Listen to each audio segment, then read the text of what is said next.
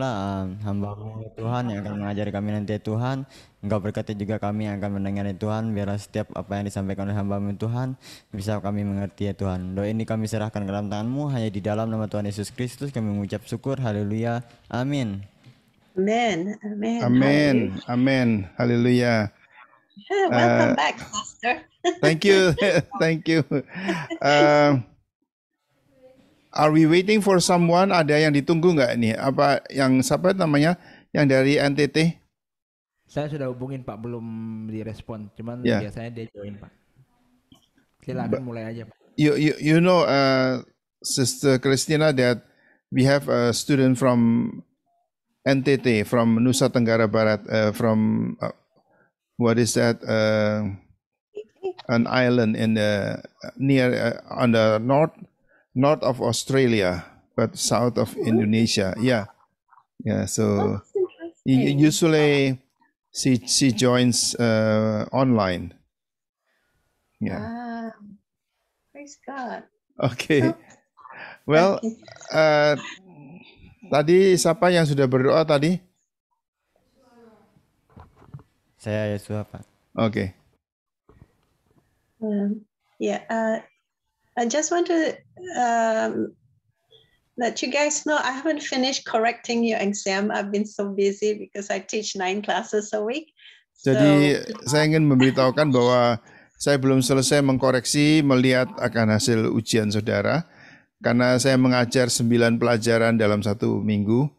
Jadi banyak sekali kesibukannya. Yeah, but try to finish by next week. But next week I can't do it. I have to be out of town. I'm going to Tennessee. So next Monday. Minggu depan saya nggak bisa mengajar karena saya pergi ke Tennessee.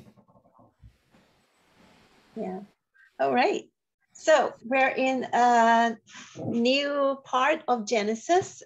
Genesis part 2. It's about the life of Abraham. Kita akan melihat di sini kejadian pelajaran yang baru di sini, yaitu kejadian bagian yang kedua, kehidupan daripada Abraham, pelajaran yang pertama hari ini. Oh, salah ya? Slide-nya kecil, Pak. Ini kecil, Pak, slide-nya. Oh, sebentar, saya salah.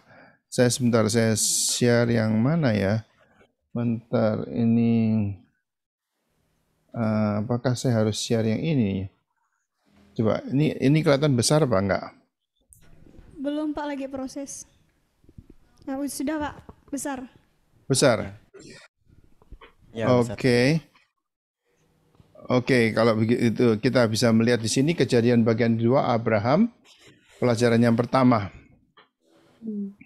That picture was taken by my ex-classmate at Mount Sinai. Jadi gambar ini diambil dari Gunung Sinai oleh teman pada waktu mendekati petang hari. All right, so let's have somebody read chapter 12, verse 1 to 3. We're going to stay on these 3 verses only. Coba kita akan belajar hari ini Kejadian 12 ayat pasal ke-12 ayat 1 dan ketiga. Hari ini kita akan berkisar di sekitar ayat ini saja. Silakan baca. Biasanya berapa? Bacanya sekaligus atau bergantian begitu? Bergantian, Pak. Oke, silakan. Kejadian pasal 12 ayat yang ke-1. Berfirmanlah Tuhan kepada Abram, "Pergilah dari negerimu dan dari sanak saudaramu dan dari rumah bapamu ini ke negeri yang akan kutunjukkan kepadamu. Aku akan membuat engkau menjadi bangsa yang besar dan memberkati engkau serta membuat namamu masyhur dan engkau akan menjadi berkat."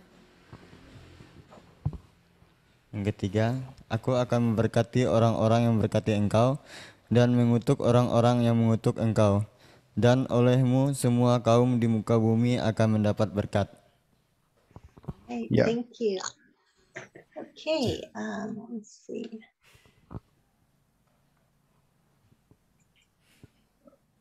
All right.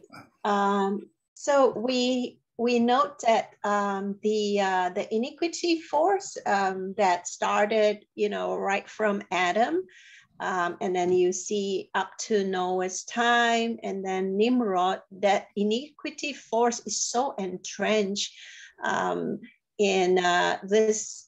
So God decided to, focus on one individual from now instead of the whole group of people. Jadi kejahatan itu merajalela terus dari sejak Adam terus sampai zaman Nuh, Nimrod, dan seterusnya itu. Jadi kejahatan sudah demikian merajalela di hidup daripada manusia sampai Allah mencari seorang yang dapat melaksanakan rencana penyelamatannya yang sudah kacau karena orang-orang yang berontak ini. So we note that they were individuals who walk with God, but it was sporadic. It's the first one was Enoch. Enoch walked with God, and then you have Noah. Ya, jadi kita belajar di sini bahwa orang-orang yang menonjol, yang terkemuka karena kebenarannya, karena hidup yang benar, yang taat, dan antara lain Henoch atau Enoch dan Nuh atau Noah ya. So in Enoch, you remember that he walked with God in such a way till God took him. Dan Enoch itu berjalan dalam kebenaran sampai akhirnya dia tidak mati, tetapi Tuhan mengangkat dia pergi. And then we look at Noah, how God considered him righteous, not because he didn't do anything wrong, but that ethically and morally he exceeded the people around him. Jadi juga adalah Nuh yang dikatakan benar pada zamannya, dan Tuhan memandang bukan kebenaran dari perbuatannya, tetapi karena etik dan moral daripada Enoch itu sangat terpuji. So now, if you remember, we're going to go through some things that we learned from Genesis chapter 1, but now God is going to, through Abraham, make his redemptive plan and his covenant more clear from Abraham. Dan kemudian Tuhan memilih Abram, atau nantinya dinamakan Abraham, yang akan melaksanakan dan memfokuskan kembali di dalam rencana penyelamatan yang sudah kacau balau sejak saat itu. Right, so we're going to go back to something you've learned just to help you understand the flow of the redemptive plan of God. So we'll go to slide 2. Kita akan belajar selanjutnya di sini bagaimana rencana penyelamatan Allah itu di dalam slide nomor 2 ini. Adik-adik sudah mendapatkan slide ini ya? Sudah, Pak. Ya, bagus. Okay. So it started with Adam and Eve when they sinned. So they were trying to redeem themselves from their mistake. And so they tried to, redeem it by self-righteous attempts. So that's why they tried to cover themselves, with the leaves of a fig tree. Ya, jadi kemudian Adam itu mulai karena dosanya di dalam Taman Eden itu, kemudian karena malu dan karena rasa bersalah mencoba menutup dengan daun-daun ara, menghindari dosa untuk menutupi ketelanjangannya itu. Yeah, but we know that it's not possible for man to try and redeem himself from the sins, because in Isaiah 64 verse 6 it says that there is no one that is clean. Yeah, all have fallen. Ya, coba sebentar ya, saya interupsi sebentar. Saya kok kedengarannya seperti suara saya ini terlalu keras atau enggak ya? Enggak Pak, udah pas. Ya pas ya, oke. Jadi kita melihat di sini di dalam sorry, can you repeat again? Sorry, I was distracted by the sound, it looks like it's clipping on my side. Oh, yeah, fine. It Yeah, sounds fine. fine. Yeah, so man cannot redeem himself, for their sins, because in Isaiah 64 verse 6 it says, there is none that is clean, none righteous. Jadi kita melihat di sini bahwa manusia itu mencoba untuk membersihkan dirinya untuk hidup benar dengan caranya sendiri. Tetapi kalau kita melihat bahwa di dalam Yesaya 64 ayat yang ke-6 dikatakan bahwa manusia itu berdosa, manusia itu kotor, kebenarannya seperti kain kotor. Jadi sebentar, saya mau lihat itu. Sehingga usaha manusia itu sia-sia untuk bisa membersihkan dirinya. Can I add? Coba saya tambahkan sedikit ya. Segala agama-agama di dunia ini,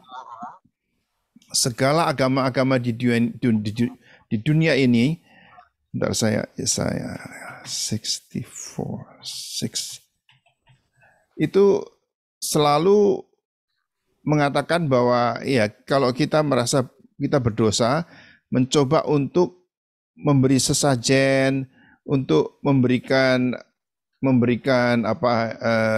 persembahan-persembahan, memberikan segala macam itu untuk supaya kita bisa dibenarkan kan, seolah-olah dosa itu bisa dibalas itu. Jadi perbuatan jahat itu kita bisa balas dengan perbuatan baik, enggak bisa ya. Saudara tahu kalau saudara lihat bahwa segala agama-agama di dunia, ya all religions in the world they try to justify them by doing good deeds, but that's futile effort. Jadi saya cuma ingin menekankan bahwa usaha manusia untuk berbuat baik itu yang dilakukan oleh agama-agama di dunia itu adalah apa? Adalah sia-sia. Adalah sia-sia, tahu ya? Misalkan memberikan sesajen, memberikan persembahan ini, persembahan itu, segala macam itu, semua itu sia-sia. Itu adalah cara-cara yang dipakai manusia untuk membenarkan diri kita terhadap Tuhan. Tetapi Yesaya 64 ayat yang ke-6 mengatakan apa? Tolong salah satu membaca dengan cepat. Yesaya pasal 64 ayat yang ke-6. Demikianlah kami sekalian seperti seorang najis, dan segala kesalehan kami seperti kain kotor. Kami sekalian menjadi layu seperti daun, dan kami lenyap oleh kejahatan kami, seperti daun dilenyapkan oleh angin. Amin. Ya, itu jadi kalau tadi dibaca ayat itu, kebaikan kita itu seperti kain kotor itu. Saudara bisa bayangkan nggak kain kotor? Misalkan kain yang bekas untuk kalau saudara lagi ke belakang gitu, lalu saudara memakai itu untuk membersihkan diri saudara, kayak gitu loh. Jadi kebersihan pembenaran diri saudara itu di hadapan Tuhan itu seperti kain kotor. Seperti kalau orang-orang perempuan ada lagi haid gitu ya, itu kain kotor itu yang dipakai oleh istilah itu yang dipakai oleh Yesaya 64 ayat 6. Jadi kebenaranmu itu seperti seperti kain kotor itu. Seperti kain yang orang-orang perempuan yang lagi haid gitu. Jadi demikianlah itu, jadi tidak ada gunanya ya. Saudara bisa ngerti nggak?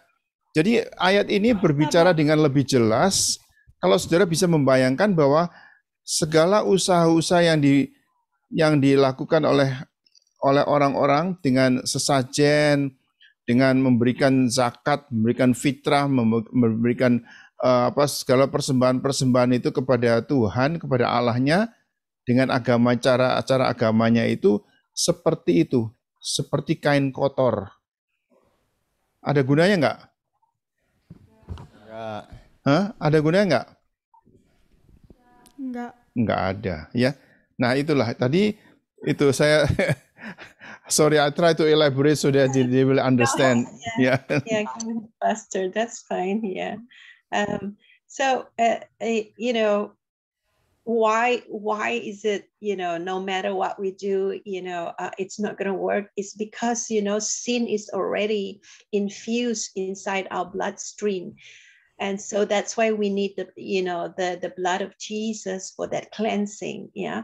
So no matter how we try without Jesus, you know, the cleansing of the blood of Jesus, because of the sin in our bloodline, there is no way we can, you know, achieve that, redeem ourselves from the sins in our lives. Jadi karena dosa itu adalah tidak bisa menyucikan akan aliran darah yang sudah kotor itu, tidak bisa membersihkan, dan hanya darah Yesus, anak domba Allah yang tidak bersalah, yang harus mati dan dicurahkan darahnya untuk menebus manusia dari dosa. Jadi saudara-saudara nanti sebagai hamba-hamba Tuhan, kalau ada yang melakukan dosa dan kesalahan, mencoba untuk mengganti, untuk mencoba itu dengan berbuat baik, ya, rasa bersalah itu kemudian mencoba berbuat baik, itu tidak ada gunanya. Betul? Betul? Berdasarkan apa? Berdasarkan apa? Berdasarkan ayat di mana? Berdasarkan ayat yang tadi Anda baca di mana? Di Yesaya pasal 64. Di Yesaya 64 yang ke-6 mengatakan perbuatan baikmu itu di hadapan Tuhan itu seperti kain apa? Kotor. Oke. Yeah. Yeah.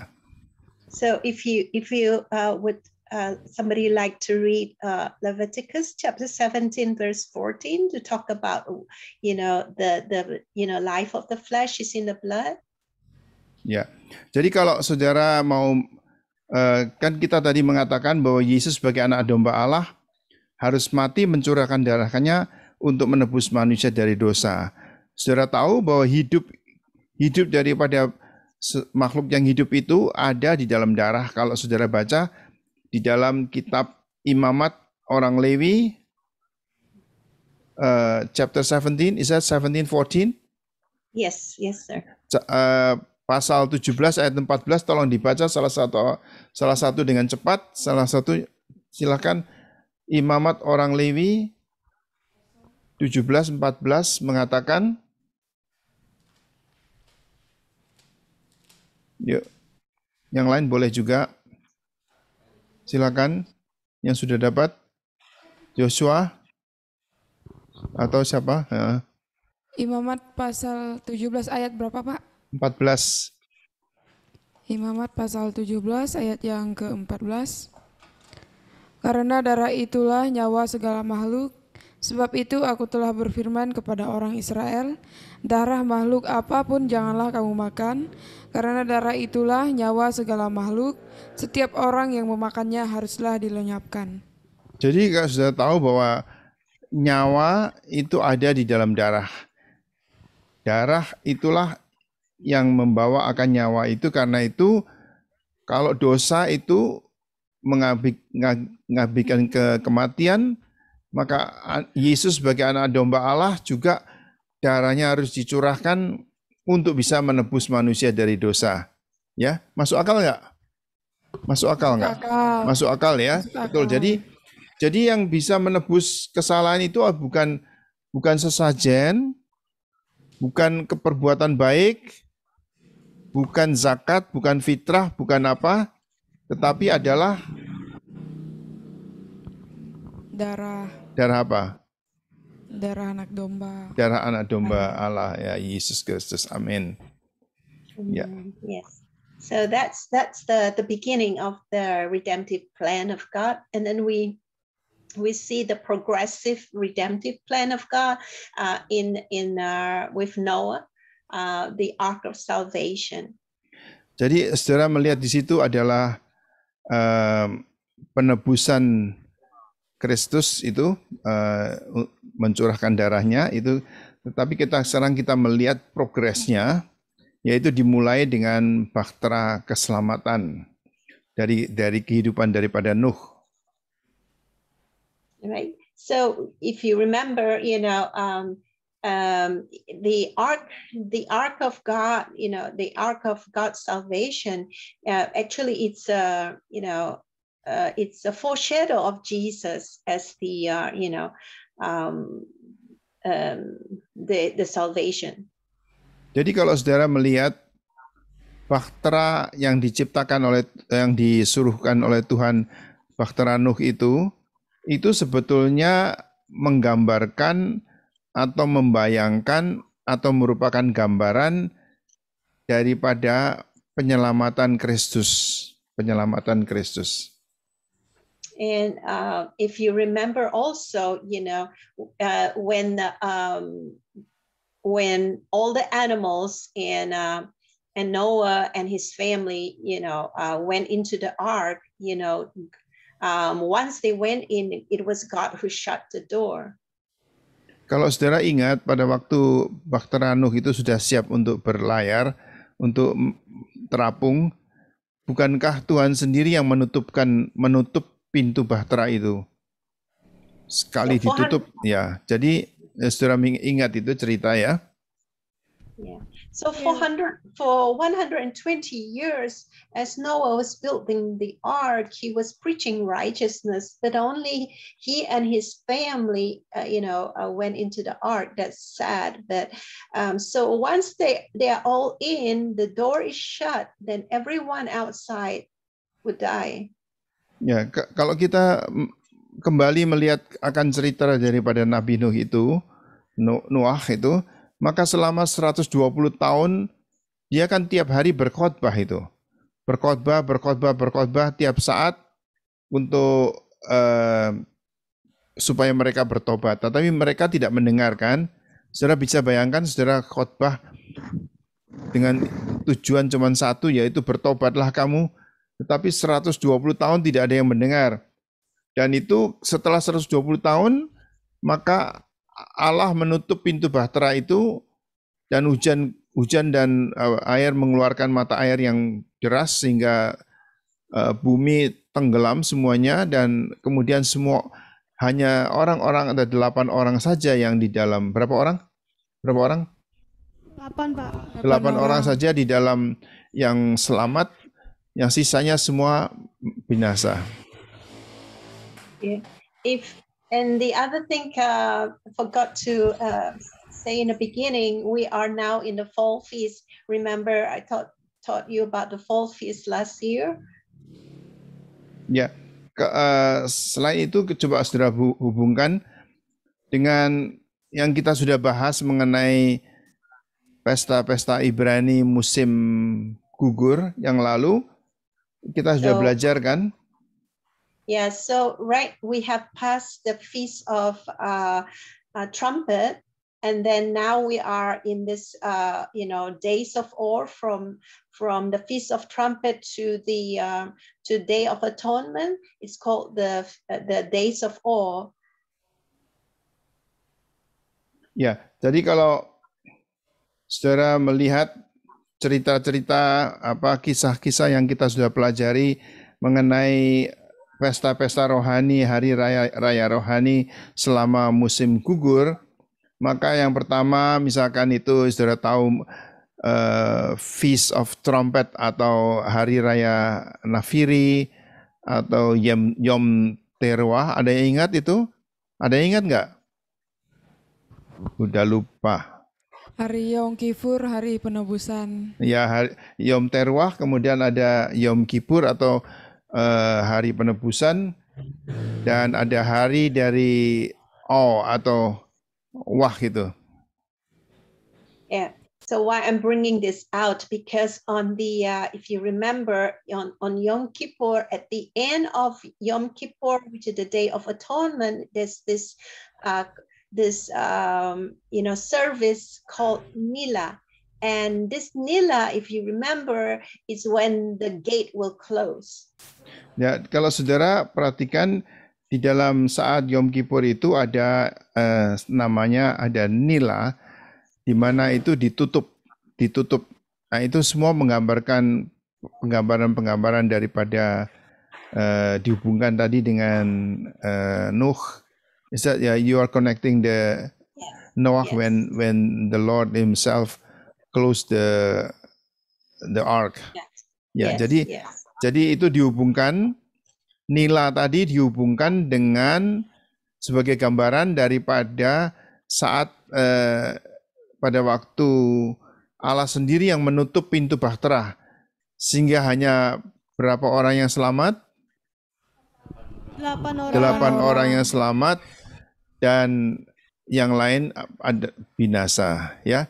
Kalau ada yang masih ragu-ragu dengan angka-angka ini dan cerita-cerita ini, coba pelajari lagi pesta-pesta musim panas, pesta-pesta musim semi, pesta-pesta fall, itu supaya saudara ingat kembali. Itu semua mempunyai arti-arti rohani yang luar biasa indahnya itu kalau saudara lihat ya. Yeah. I think they should remember because they did pretty well in the exam. Ya, mungkin Anda semua sudah jago ya karena hasilnya di dalam ujian-ujian saudara kelihatannya bagus-bagus tuh. Betul begitu? Ya, puji Tuhan, Pak. Puji Tuhan. Ya. Okay. So now we're going to concentrate on Abraham. Okay. So let's go to the next slide. Kita akan ke slide berikutnya. In the Hebrew what they call the readings, this part of the Torah portion, the reading from the Torah, they call the first the first part of the book, called the Torah, and it's called in Hebrew, it's called Lech Lecha. Jadi pembacaan ini di dalam kitab Torah atau Taurat itu, maka itu ada yang disebut dengan dipanggil keluar itu yang disebut lecha bahasa Ibrani. And Lech Lecha means to go forth yourself. That's the meaning. To go forth. Oh, go forth ya. Jadi sebetulnya arti daripada Lech Lecha itu adalah biarlah Anda itu pergi maju begitu. Go forth atau berjalan maju, melangkah maju begitu. Yeah. God, when God called Abraham, He's calling Abraham to go forth, and to walk in covenant with Him. Jadi waktu Abram itu dipanggil pada umur 75 tahun untuk keluar dari tanahnya itu, Tuhan memanggil Abram untuk go forth atau melangkah maju, untuk pergi maju ya. All right. Abraham was 75 years old at that time when pada saat itu umurnya 75 tahun. Now, I mean, if God were to call you at 75, I mean, most of us will think, okay, no, we're too old.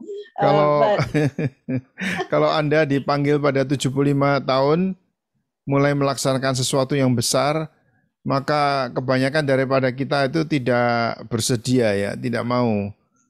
Ya, jadi kita tidak akan bersedia kita tidak bersedia, tidak mau.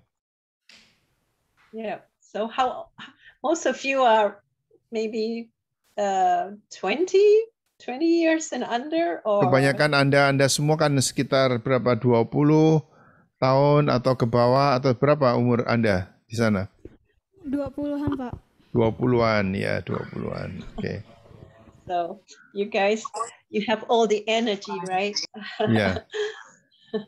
So when God called you out, it's always for a reason. And so here, as I mentioned earlier, to walk in covenant with Him. So this walking in covenant with Him has to do with the God showing some more the redemptive plan of God for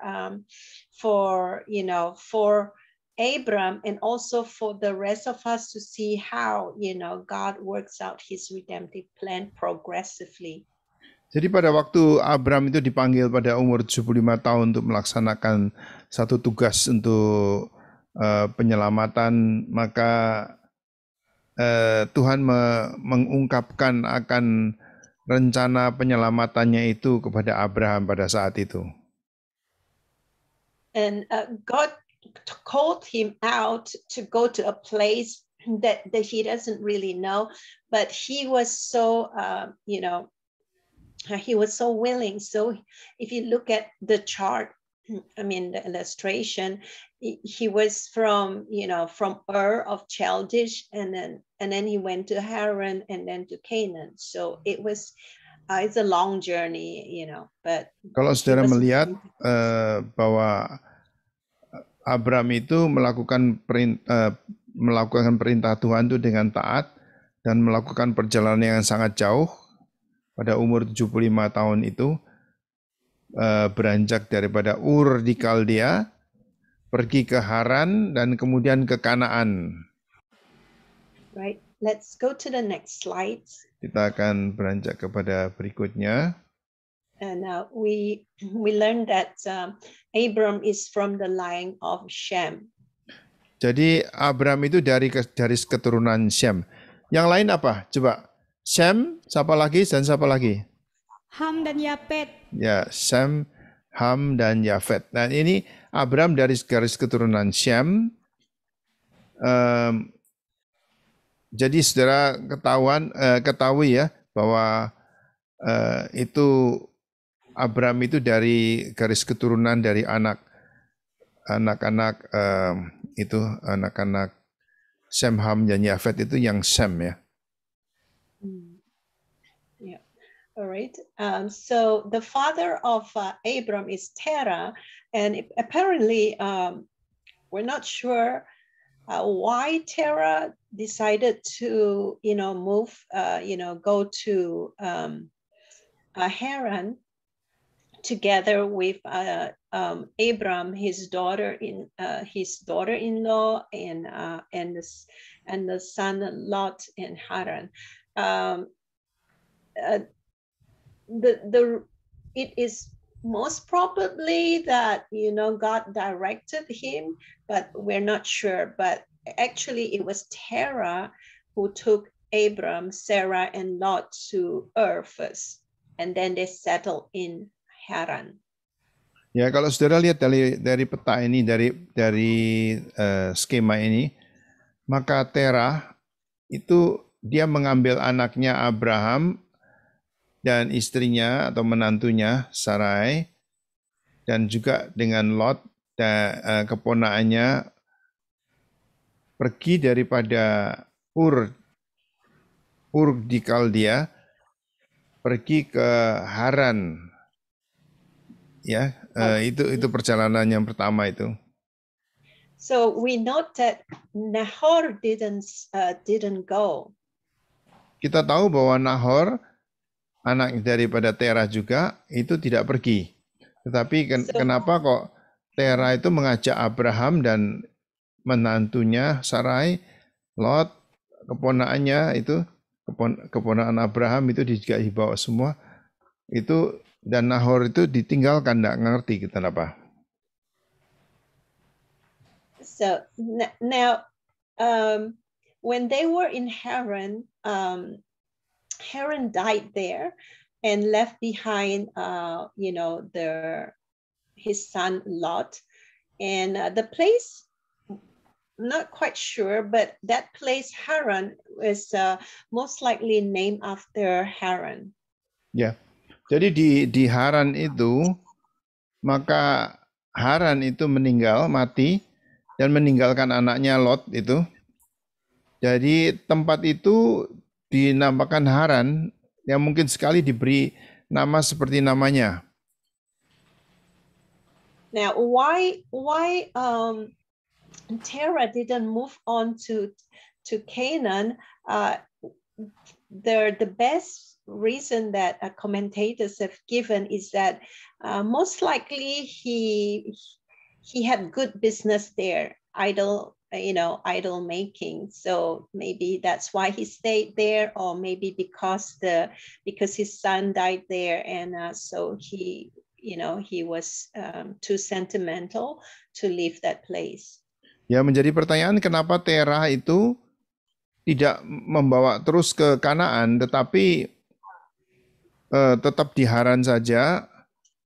Nah, ada pertanyaan-pertanyaan atau diskusi di mana kemungkinan sekali bahwa di Haran itu bisnisnya maju gitu. Jadi mungkin berjual beli begitu, jadi perdagangannya cukup baik sehingga Terah tinggal di Haran saja. Dan atau mungkin juga karena anaknya meninggal di Haran, maka mungkin ada rasa sentimental atau rasa emosional begitu, sehingga tidak meneruskan perjalanan. Now, one thing that we need to understand here is,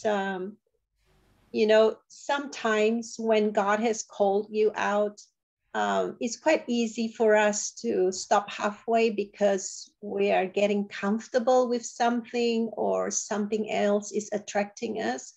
So that could be a reason why that Terah stayed there. Or the other reason would be God wanted Abraham alone out from that place. Jadi seringkali kita bertanya-tanya kenapa mungkin ada panggilan daripada Tuhan kepada diri kita dan kita keluar daripada Ur Kasdim, Ur Kaldea, dan pergi ke Haran tetapi tidak melanjutkan perjalanan. Apakah karena sesuatu dan hal lain sehingga kita tidak melanjutkan perjalanan, atau kemungkinan juga kalau di dalam hal ini pembahasan ya dari para scholar, dari para peneliti Alkitab, kemungkinan ya Tuhan ingin Abraham pergi sendiri. Abraham pergi sendiri daripada Haran itu, pergi melanjutkan perjalanan ke Kanaan yang dipimpin oleh Tuhan selangkah demi selangkah. Yeah. Now, if you remember that, Terah is an idol, worshiper. He's making idols, so it is really, a real reason that God had to call Abram, to leave his father and his relatives, and so that God could, lead and show Abraham how to walk in covenant with him.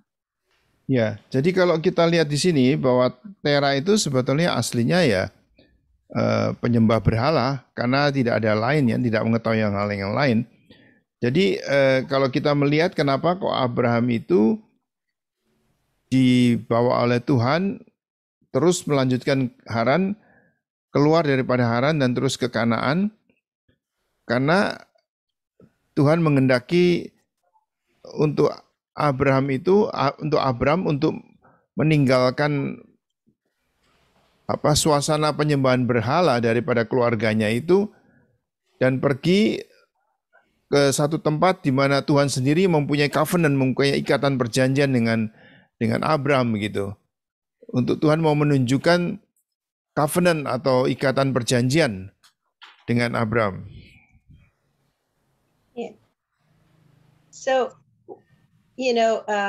for example, all of you, in BSOM, when you answered God's call, you had to actually leave your family, leave your place of comfort, and you're right now, learning how to walk in covenant with Him and to, eventually fulfill what God has for your life. Ya, kalau kalau saya lihat saudara-saudara para siswa-siswa BSOM ini juga seperti demikian. Jadi saudara itu belajar di sini kan meninggalkan kampung halaman, meninggalkan keluarga, kenyamanan-kenyamanan yang ada di dalam keluarga. Saudara menempuh satu seperti ikatan perjanjian dengan Tuhan yang akan membawa engkau kepada satu tujuan dalam satu covenant atau ikatan perjanjian dengan Tuhan itu. Jadi itu kehidupan saudara itu ada miripnya seperti Abraham juga. Jadi harus keluar daripada Ur Kasdim, Ur Kaldea menuju ke Haran dan Haran terus ke Kanaan itu. Jadi kehidupan saudara juga demikian, bukan? Siapa yang harus meninggalkan kesenangan-kesenangan pribadi? Siapa yang meninggalkan kesenangan-kesenangan pribadi dan untuk menjadi hamba-hamba Tuhan? Seringkali ada hal-hal yang tidak enak ya. Kalau bisa ya dekat sama mami-mami aja ya, terus dekat ya. Betul ya? Iya. Betul, Pak. Betul. Jadi sekarang Anda tidak bisa mami-mami ya. Jadi harus pergi.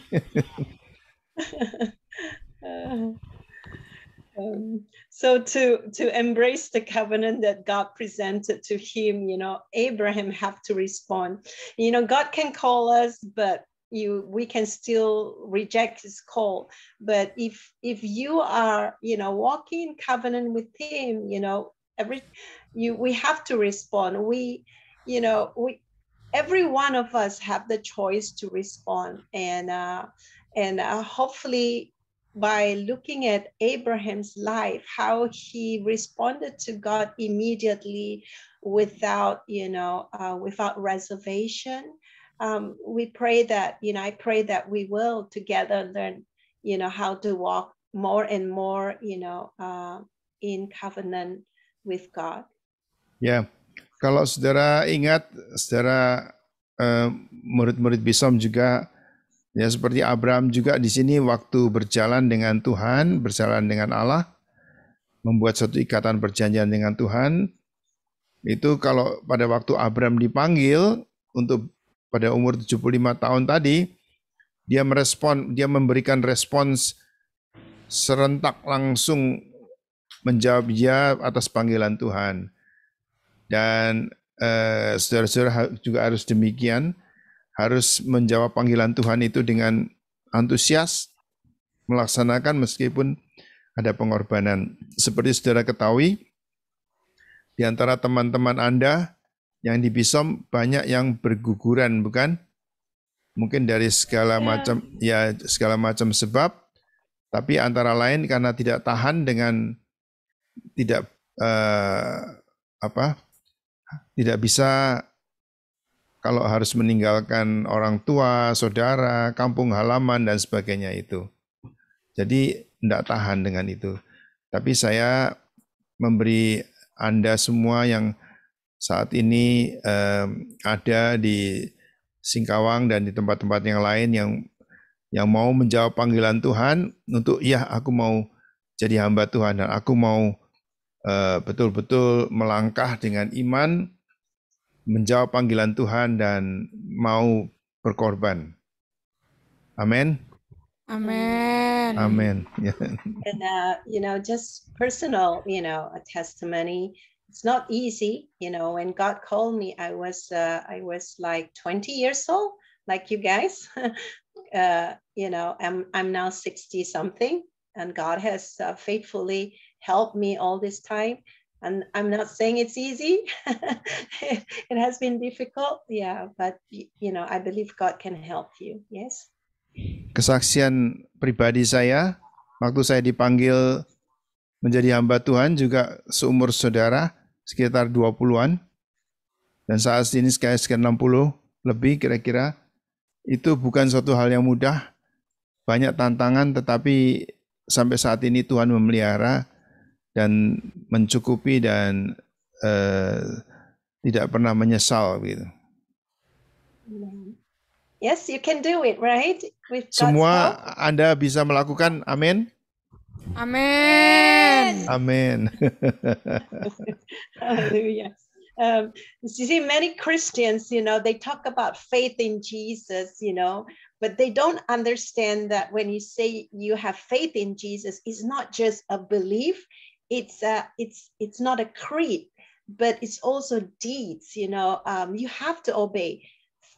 Covenant walk is faith and obedience, all the way. Did you say not only creed? You said? Yeah, creed. Yeah, Oh, like okay. belief. Jadi kalau saudara menjawab panggilan Tuhan, saudara misalkan beriman, faith, ya, ada faith, ada iman kepada Tuhan.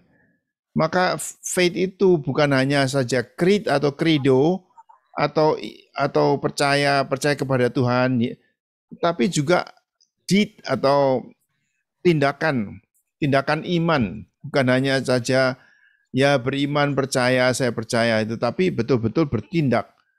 Nah itu Tuhan menghargai akan tindakan-tindakan saudara dan tidak pantang mundur dan tidak akan goyah.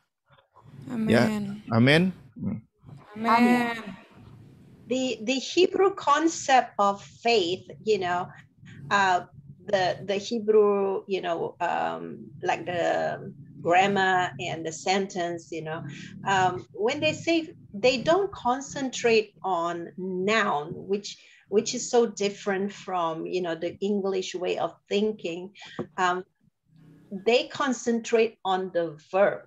So instead of, the idea of having faith, they have the idea of, an action, rather than a noun. Konsep di dalam bahasa Ibrani mengenai faith atau iman itu tidak seperti kita ya. Jadi kita itu menganggap iman itu seperti kata benda kan. Tahu ya kata benda ya?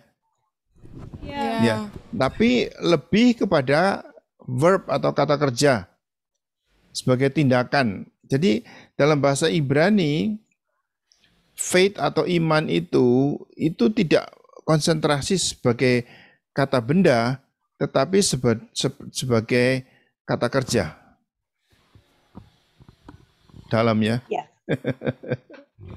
And if you remember, I think I mentioned it, some time ago in one of the classes. For the Hebrew people, when they hear the word hear, it means do also. So it's not just hearing, for them, the concept is both are together. You hear, you do. Ya. Begitu pula di dalam bahasa Ibrani itu konsep kalau mendengar itu bukan hanya sekedar mendengar seperti kita ini, tetapi ada konsep untuk melakukan yang kita dengar itu. Jadi itu perbedaan ya, makanya kita seringkali harus belajar bahasa Ibrani kalau kita ada kesempatan itu untuk bisa, karena tidak ada yang bisa diterjemahkan, mesti ada kehilangan. Ada kehilangan di dalam terjemahan itu. Lost in translation, ya. Yeah, right. Yeah.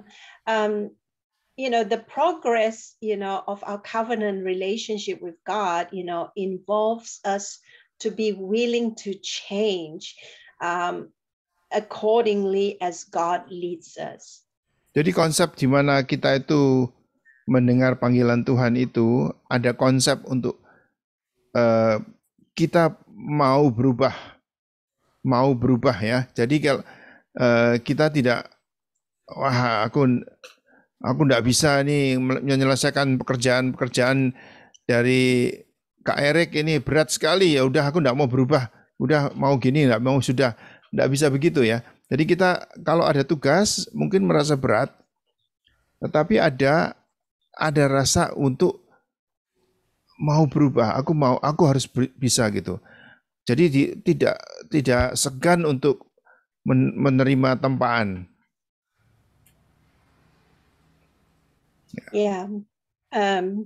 So the covenant relationship with God, what God is doing in our journey with Him is for us to know Him more, and then to love Him, and then to serve him.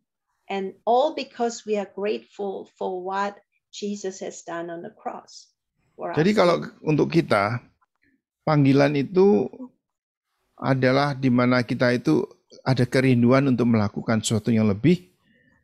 Kita mau mengasihi Tuhan, kita mau melayani Tuhan, karena ada rasa terima kasih atas pengorbanan Tuhan bagi kita. Amin. Betul? Betul ya. Betul. Yeah, so a person who refused to change, refuse to change and walk with God as he commands you, you have to think, do you really love God? Do you really know him? Are you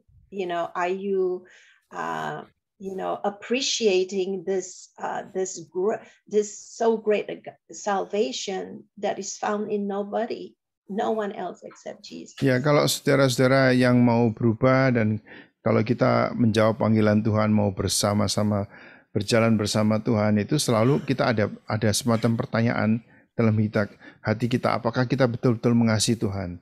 Apakah aku betul-betul menghargai Tuhan?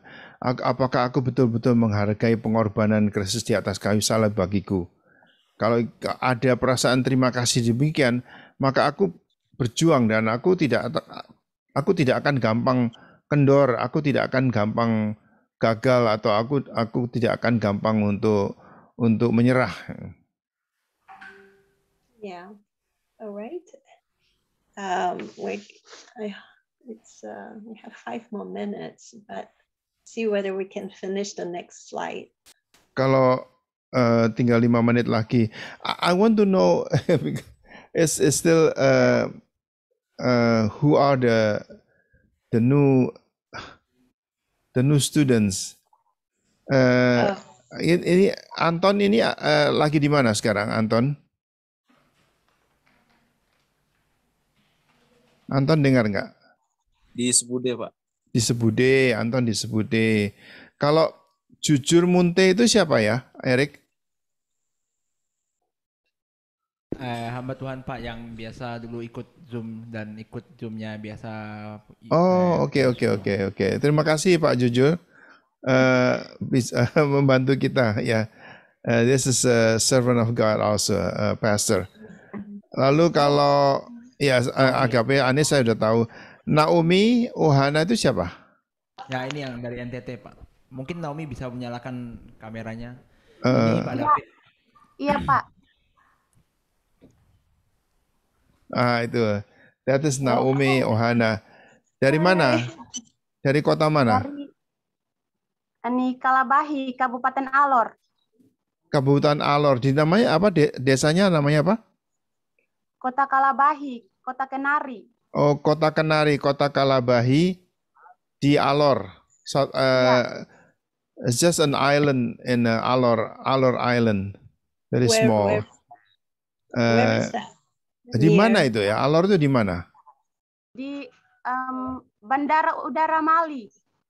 Mali. Oh, Mali. Ya, Bandara Udara Mali. Mali di mana itu Mali? Saya nggak tahu. NTT Pak. NTT ya. Dekat Kupang? Dekat Kupang? Iya. Oh, dekat Kupang. Oke. Ya. Kalau Brother Joshua dari mana? Shalom Pak. Shalom. Di Jakarta. Jakarta. Iya, dari Jakarta. Boleh dikenalkan Erik? Mungkin Ko Yosua langsung memperkenalkan diri, yang biasa ngajar hari Selasa, Rabu, Kamis Pak, yang pemetaan Selasa. rohani. Oke. Selasa, Rabu, Kamis about spiritual warfare ya. Ya. Oke, ya. Oke, bagus sekali. Kita lebih banyak yang belajar ya. Meskipun kita sudah tahu, kita masih mau belajar juga ya. Tuhan memberkati. Ya, yuk kita shall we close in prayer? Yeah, I think Ya. so. Yeah. Yuk silakan salah satu yang mau berdoa, mau Agape juga boleh. Anis kalau mau berdoa. Apa Anis sudah perutnya udah terlalu gede atau gimana? Boleh di stop share dulu Pak, biar kelihatan semuanya Pak. Oh ya ya ya ya. Saya stop sharing. Halo Pak. Ya ya. Oke. Mari kita satu dalam doa. Oke. Tuhan Yesus, terima kasih atas kasih karunia-Mu dan penyertaan-Mu Tuhan sepanjang tadi Tuhan kami belajar setiap pelajaran tadi yang kami dengar, kami bisa simpan dalam hati kami sehingga kami bisa melakukannya dengan baik Tuhan Yesus. Dan juga berkati Ibu Christina yang telah mengajar kami, berkati setiap pekerjaannya dan pelayanan Tuhan dimanapun dia berada saat ini Tuhan. Kami berkati kami juga Tuhan supaya kami semakin hari semakin diperbaharui oleh pelajaran-pelajaran yang telah kami pelajari. Kami mengucap syukur atas kebaikan-Mu Tuhan.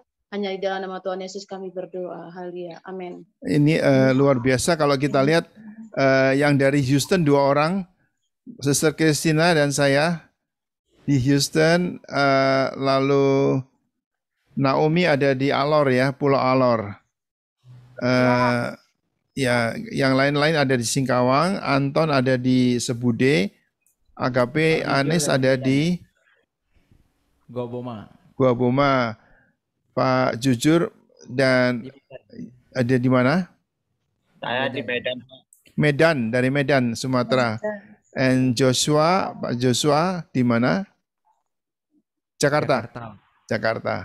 Ya, kita ada di mana-mana sekarang ini. Ya, terima kasih semuanya. Sampai ketemu lagi dalam kesempatan yang sama. Erik, hari ini tidak ada dari Pak siapa? Pak Sukirno nggak ada ya. Oke, kalau gitu diisi oleh lokal ya, lokal konten. God bless you semuanya. Tuhan berkati. Salam dari Houston. Bye. Bye.